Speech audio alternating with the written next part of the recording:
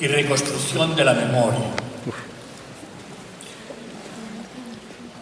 Lo que quiero plantear es el desfase entre el tipo de actitud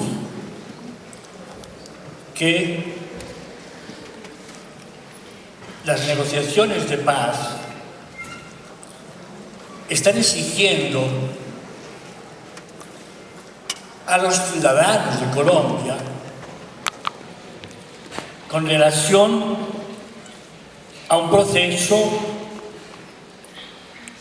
de un lado, de 50 años de guerra, creo que es la guerra más larga quizá que haya vivido este planeta, y de otro lado, lo que está entregando el sistema educativo a la sociedad cuando salen como egresados de una universidad.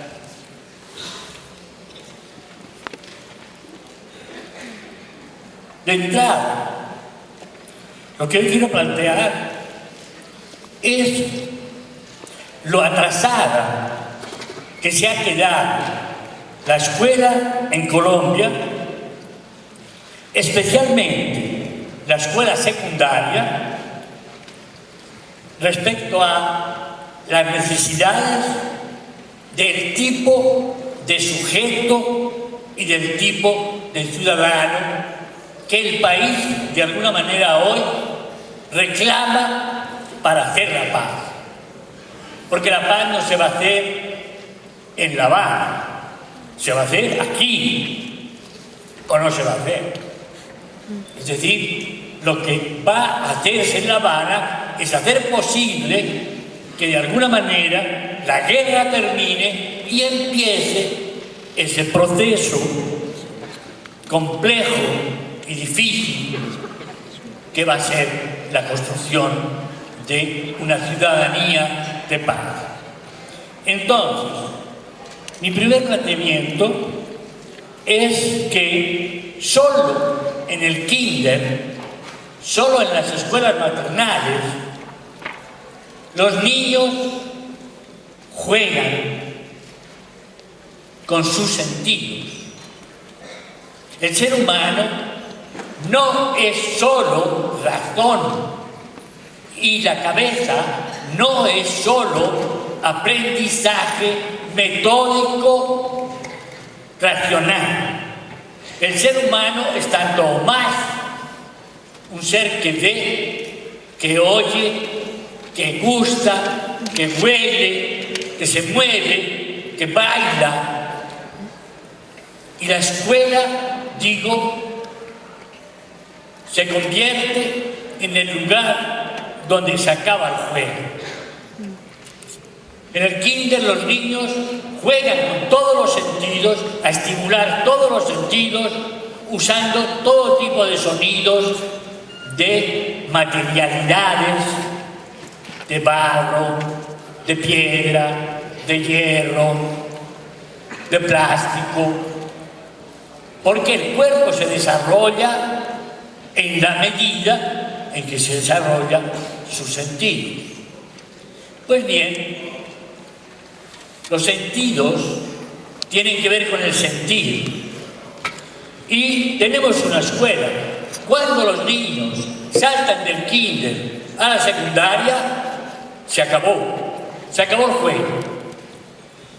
Yo he dicho muchas veces lo que escuché a Ulrich Beck, a uno de los grandes sociólogos alemanes contemporáneos, en un gran congreso en Barcelona hace unos años, cuando él se preguntó algo muy parecido a lo que nos preguntamos en América Latina a partir del Perú, ¿cuándo se jodió Occidente? ¿Sí? El alemán se preguntó, ¿cuándo se jodió Occidente? ¿Cuándo perdió el rumbo? Y respondió, cuando se paró el trabajo del juego. y el juego queda como un ingrediente subalterno. Lo importante es el trabajo. Muy interesante cómo ese autor estaba reviviendo ya en el siglo XXI, estaba reviviendo un profundo debate en el interior del marxismo sobre la sobrevaloración que el marxismo había hecho del trabajo como única dimensión liberadora de la experiencia humana. A lo que voy es, cuando los niños pasan del kinder a la secundaria, se acabó el mundo expresivo, se acabó el mundo de los sentidos y de los sentires. Al maestro le importa un carajo lo que le pasa a los sentidos de sus alumnos, porque él enseña historia, o enseña geografía, o enseña química, y eso es un saber racional. No tiene nada que ver con los sentidos. Entonces, resulta que esta visión de que la dimensión del sentir, que es la dimensión del gozo y del dolor, que pasan por el cuerpo, no solo por la cabeza. Y eso lo sabemos los latinoamericanos mejor que nadie. Pues bien, lo curioso es que lo que podría ser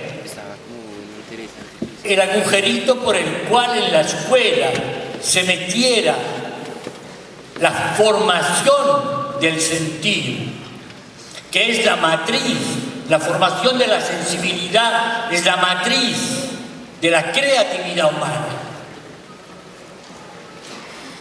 Resulta que esa matriz, que sería la lectura y la escritura, muy pronto los niños aprenden que la lectura y la escritura son un instrumento no de gozo, no de expresividad, no de creatividad, todo lo contrario.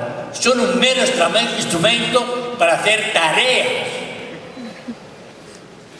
El formato tarea es lo único que aprenden en la escuela.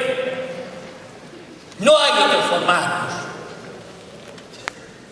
Y el formato tarea mata la expresividad porque tiene que ser el mismo para química que para historia y para literatura.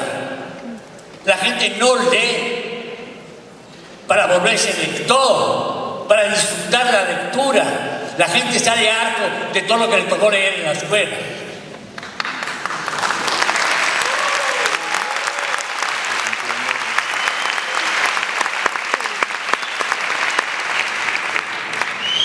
Y con la escritura peor.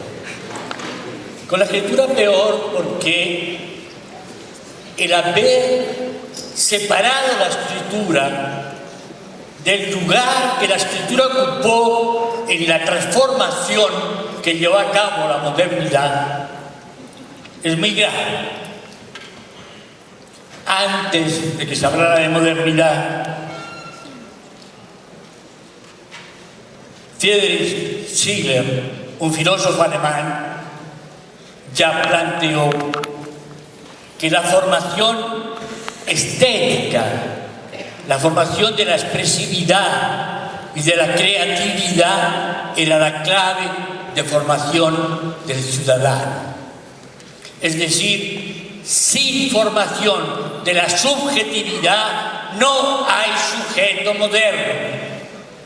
Y estoy feliz de que la semana pasada le dieran el doctorado honoris causa a María Teresa Uribe Hincapié, una gran historiadora de este país, pero como es de Medellín, en Bogotá no la conocen, y menos en la costa, porque ni siquiera los libros de Medellín se leen en Bogotá, porque además los paisas, ¿qué se creen? Pues bien, María Teresa Uribe Hincapié tuvo que ser una mujer la que se atrevió a decir: miren, ¿sabe por qué Colombia está tan atrasada?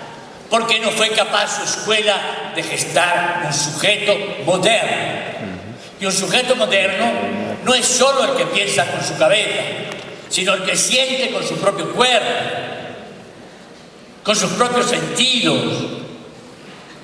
No hemos tenido un sujeto moderno, una escuela sometida a una religión católica tan medieval como la que ha tenido Colombia hasta bien adelantado el siglo XX.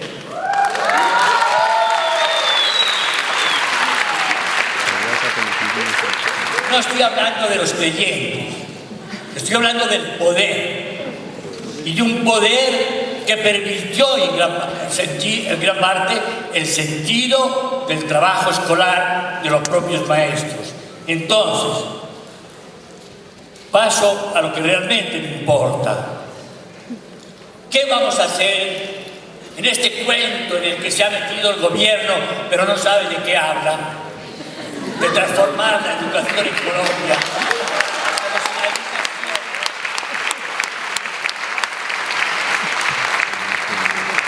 Se transformara sin transformar la vida cotidiana de los maestros del pueblo, de los maestros de la inmensa mayoría de este país.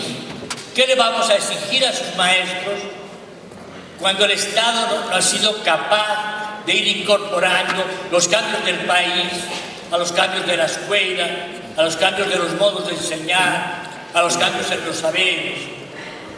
Entonces, lo que quiero plantear es: o la escuela crea autores o crea meros imitadores.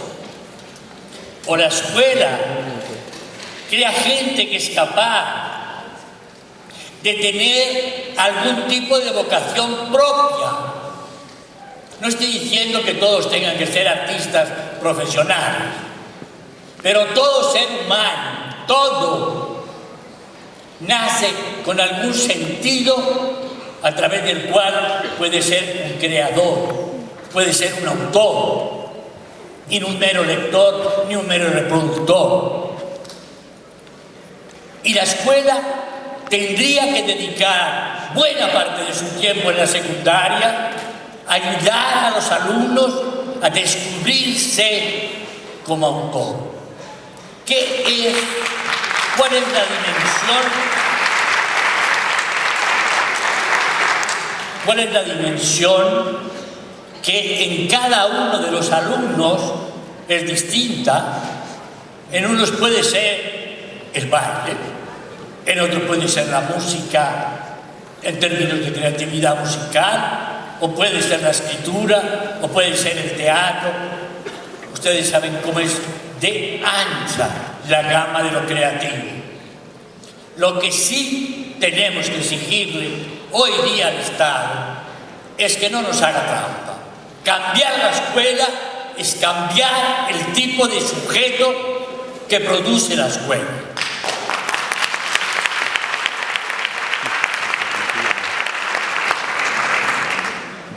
Y esto me da pie, entonces, si de lo que se trata es de que la escuela no replique sobre modelos internacionales el cuento este de la organización que nos viene a decir si estamos bien o estamos mal, y nos lo creemos como pendejos, mientras los europeos y los gringos ya están diciendo que esas maneras de medir la educación sin tener en cuenta para nada las variables culturales es absurda.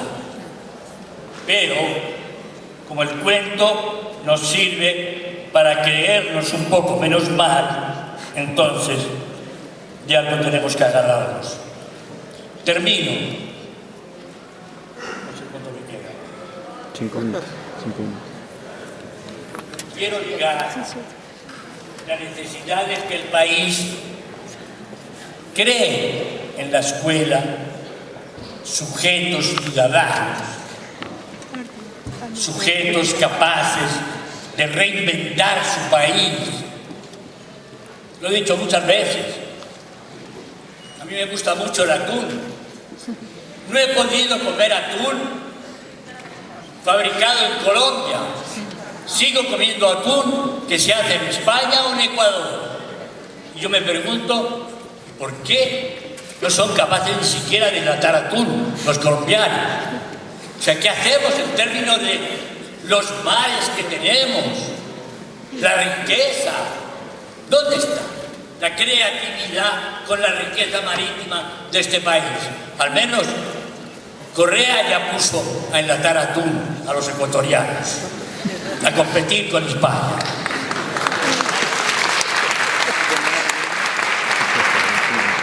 Digo, quiero terminar con la relación entre ciudadanos creativos, ciudadanos con imaginación grande, y Bachelard, un gran filósofo de la teoría del conocimiento en Francia, nos dijo algo que yo también repito con mucha frecuencia. Miren, Einstein, para inventar la fórmula de relatividad, necesitó tanta imaginación o más que Beethoven para componer la 9ª sinfonía. ¿Se dan cuenta? La ciencia no es un saber de ecuaciones, es un saber de imaginación que trabaja con ecuaciones, pero imaginación. Entonces, necesitamos mucha imaginación para que la memoria de este país deje de ser una memoria vengativa. La mayoría de los colombianos que salieron a las grandes marchas de hace unos años, salíamos con rabia, salíamos con odio, salíamos desvergonzadamente egoístas. La memoria que necesitamos no es la memoria que nos va a permitir preservar el patrimonio.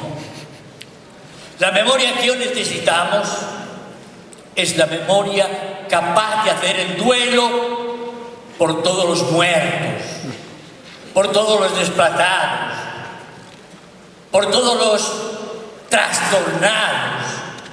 Hay millones de colombianos que no pueden pensar con su cabeza porque los sufrimientos que vivieron los trastornaron para toda la vida. Y evidentemente en el país no hay psicólogos ni psiquiatras preparados para tratar los trastornos de la guerra, no los trastornos de la subjetividad del individuo, sino los trastornos que produce la guerra en la vida cotidiana de la gente. Solo una ciudadanía abierta al riesgo, abierta a la improvisación, abierta a la negociación, va a poder entender qué tipo de memoria va a necesitar la negociación de La Habana para hacer posible un país nuevo, un país reconciliado con los de un lado, los del otro y los de todos los diversos lados de este país. Gracias.